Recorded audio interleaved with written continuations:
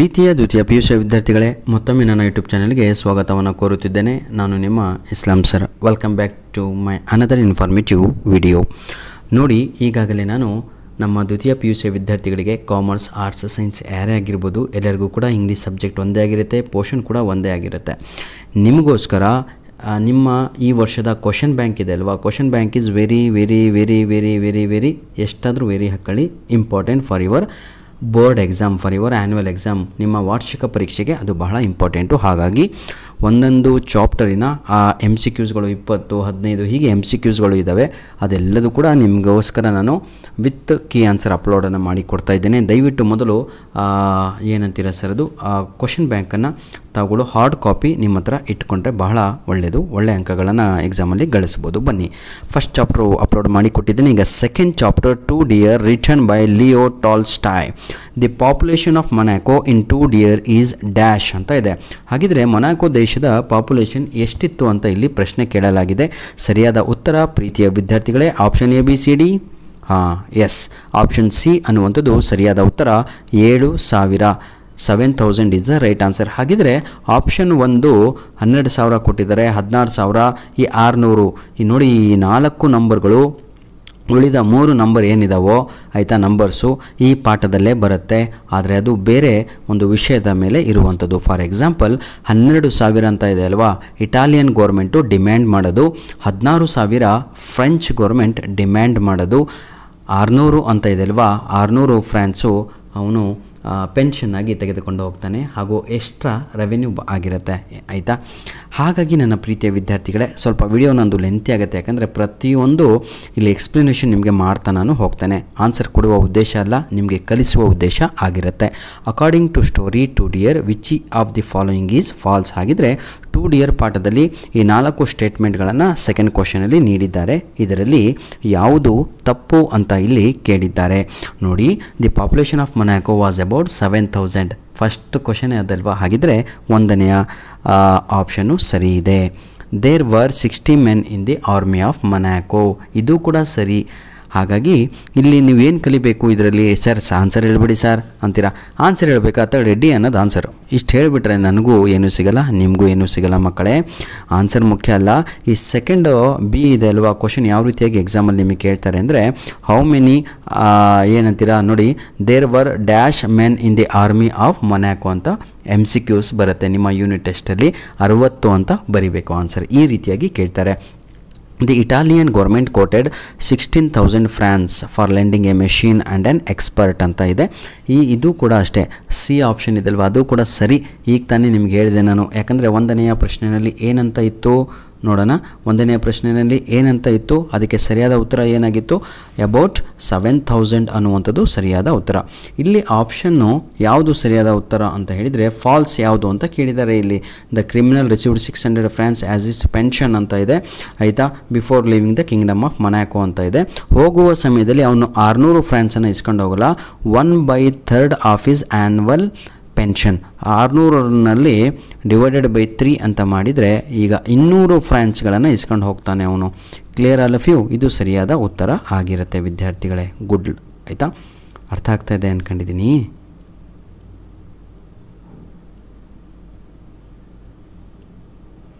Question number 3 ನೋಡೋಣ. The special tax mentioned in the story 2 Deer was on dash ಅಂತ ಇದೆ.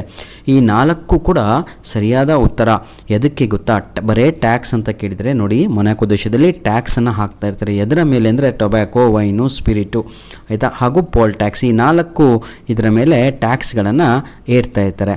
ಹಾಗಿದ್ರೆ ಇಲ್ಲಿ ಪ್ರಶ್ನೆ ಕೇಳಿರುವಂಥದ್ದು ಏನು ಅಂತ ಹೇಳಿದರೆ, ಯಾವುದು ಸ್ಪೆಷಲ್ ಟ್ಯಾಕ್ಸ್. ಈ ಸ್ಪೆಷಲ್ ಟ್ಯಾಕ್ಸ್ ಏನು ಅಂತ ಹೇಳಿದರೆ ಗೇಮಿಂಗ್ ಹೌಸ್ ಅನ್ನುವಂಥದ್ದು ಸರಿಯಾದ ಉತ್ತರ ಆಗಿರುತ್ತೆ.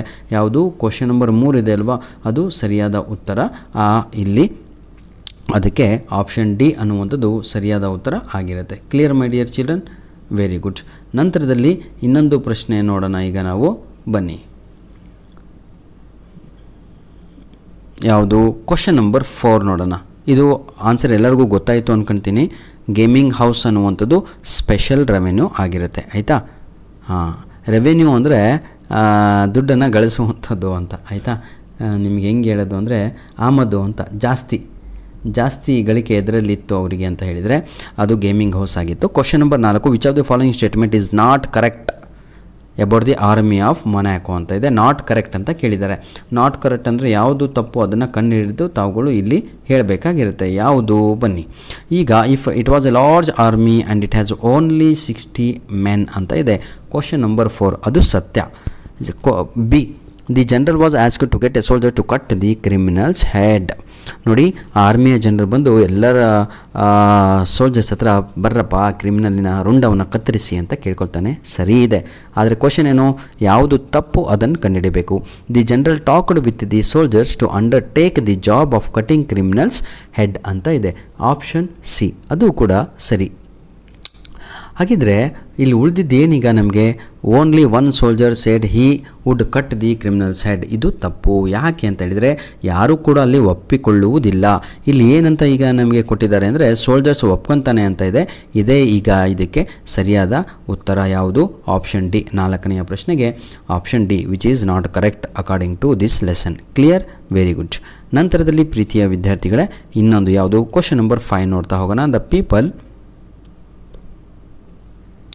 The people of dash forbade their rulers to make money from gaming house in ಯಾವುದದು 2 deer ಅಂತ ಇದೆ. 5ನೇ ಪ್ರಶ್ನೆಗೆ ಸರಿಯಾದ ಉತ್ತರ ಪ್ರೀತಿಯ ವಿದ್ಯಾರ್ಥಿಗಳೇ dash forbade their rulers to make money from gaming house ಅಂತ ಇದೆ. 5ನೇ ಪ್ರಶ್ನೆಗೆ ಸರಿಯಾದ ಉತ್ತರ ಬಂದು ಜರ್ಮನ್ ಅಂತ. ಆಯಿತಾ? ಇಲ್ಲಿ ಬಹಳ ಜನ ತಪ್ಪು ಉತ್ತರಗಳನ್ನು ಬರೀತಾ ಇದ್ದಾರೆ. They rulers to make money from gaming house. ಹೌದು, ಇದಕ್ಕೆ ಸರಿಯಾದ ಉತ್ತರ ಜರ್ಮನ್ ದೇಶನೇ ಆಗಿರುತ್ತೆ. ಆಯಿತಾ? ಯಾಕೆಂದರೆ ಜರ್ಮನ್ ದೇಶದವರು ಏನು ಮಾಡ್ತಾರೆ ಅಂತ ಹೇಳಿದರೆ ಇದು ಯಾವುದು ಕ್ವಶನ್ ನಂಬರ್ 5 ಇದೆಲ್ವಾ, ಅದು ಸರಿಯಾದ ಉತ್ತರ ಬಂದು ಆಪ್ಷನ್ ಎ ಆಗಿರುತ್ತೆ, ಜರ್ಮನಿ ಅಂತ. ಫಾರ್ಬೇಡ್ ಅಂದರೆ ಏನಂತೀರ ತಾವುಗಳು, ಪ್ರಾಹಿಬಿಟೆಡ್ ಅಂತ, ಅಂದರೆ ಸ್ಟಾಪ್ ಮಾಡಿರ್ತಾರೆ ತಮ್ಮ their rules to make money from gaming house ಅಂತ. ಅದು ತಪ್ಪು, ಜನರಿಗೆ ಅದು ಒಳಿತನ ಮಾಡುವುದಿಲ್ಲ ಅಂತ. 6ನೇ ಪ್ರಶ್ನೆ question number 6, every one who wants to gamble goes to dash ಅಂತ ಇದೆ. ಇನ್ 2 deer ಪಾಠದಲ್ಲಿ ಎಲ್ಲಿಗೆ ಹೋಗ್ತಾಯಿದ್ರು? ಪ್ರತಿಯೊಬ್ಬರು ಕೂಡ ಯಾವ ದೇಶದ ಕಡೆಗೆ ಹೋಗ್ತಾಯಿದ್ರು? ಎದಕ್ಕೆ? ಜೂಜಾಟವನ್ನು ಆಡಲಿಕ್ಕೆ, ಗೇಮಿಂಗ್ ಹೌಸ್ ಅಂತ. ಅದಕ್ಕೆ ಸರಿಯಾದ ಉತ್ತರ ಮೊನಾಕೋ. ಆಪ್ಷನ್ ಡಿ ಅನ್ನುವಂಥದ್ದು ಸರಿಯಾದ ಉತ್ತರ ಆಗಿರುತ್ತೆ. What is the right answer? Option D is the right answer. Very good. Next my dear children, question number 7, the proverb ಅಂತ ಇದೆ. ಏನು? You cannot earn stone palaces by honest labor is used in 2 deer to justify dash ಅಂತ ಇದೆ. 7th ಕ್ವಶನ್ಗೆ ಸರಿಯಾದ ಉತ್ತರ option ಯಾವುದು? Yes, the gaming houses in Monaco ಅನ್ನುವಂಥದ್ದು ಸರಿಯಾದ ಉತ್ತರ ಆಗಿರುತ್ತೆ. Option A. ಕ್ವಶನ್ ನಂಬರ್ 8 ನೋಡೋಣ. The new item of expenditure the king of Monaco noticed was for dash in 2 deer ಅಂತ ಇದೆ.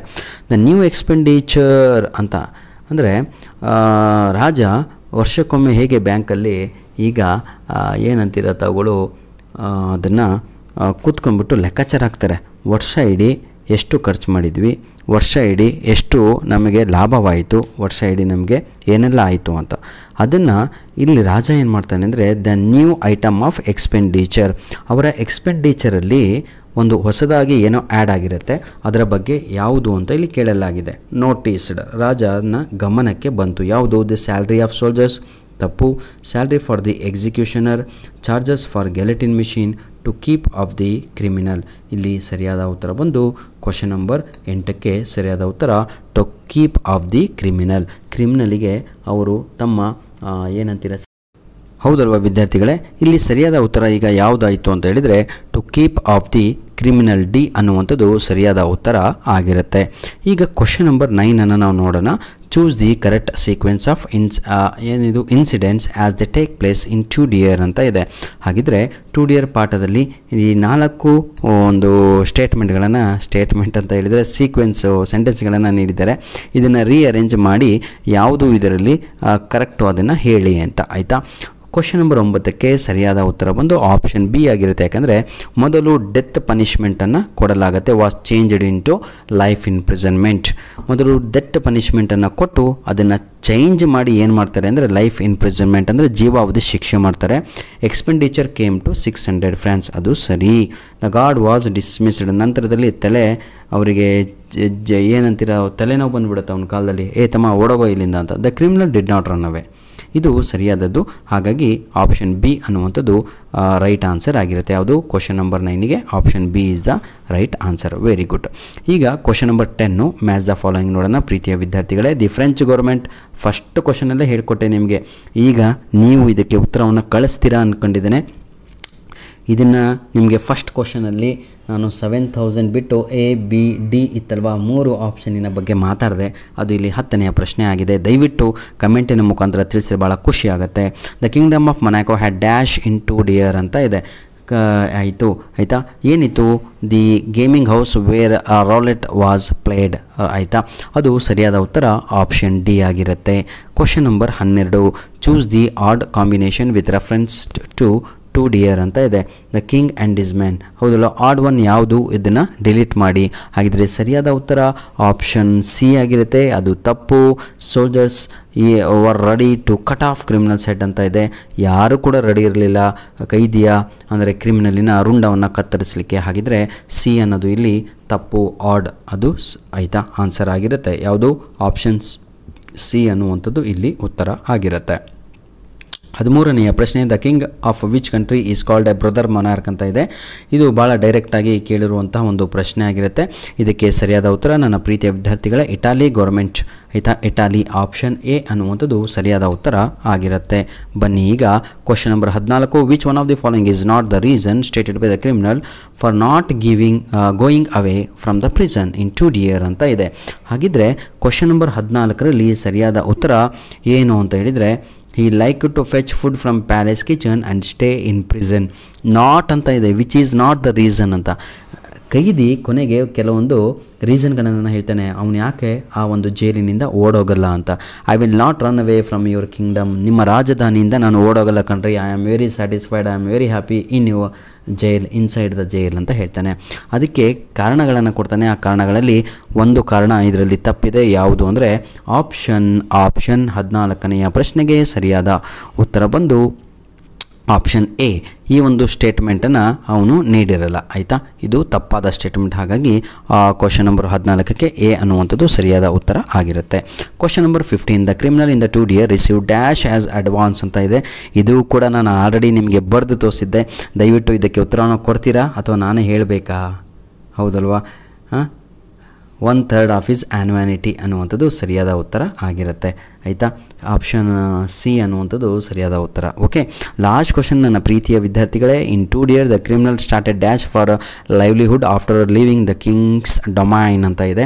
16ನೇ ಪ್ರಶ್ನೆಗೆ ಸರಿಯಾದ ಉತ್ತರ, ಅಲ್ಲಿನಿಂದ ಆ ಒಬ್ಬ ವ್ಯಕ್ತಿ ಹೋದ ಮೇಲೆ ಏನು ಮಾಡ್ತಾನೆ ಅಂತ ಹೇಳಿದರೆ, ಅವನು ಆ ಊರಿನಲ್ಲಿ ಆಯಿತಾ ಮಾರ್ಕೆಟ್ ಗಾರ್ಡನಿಂಗ್ ಅಂತ ಹೇಳ್ತೀವಿ, ಅದನ್ನು ಪ್ರಾರಂಭವನ್ನು ಮಾಡ್ತಾನೆ. ಇದೇ ಸರಿಯಾದ ಉತ್ತರ ಆಪ್ಷನ್ ಸಿ ಆಗಿರುತ್ತೆ. ಧನ್ಯವಾದಗಳು.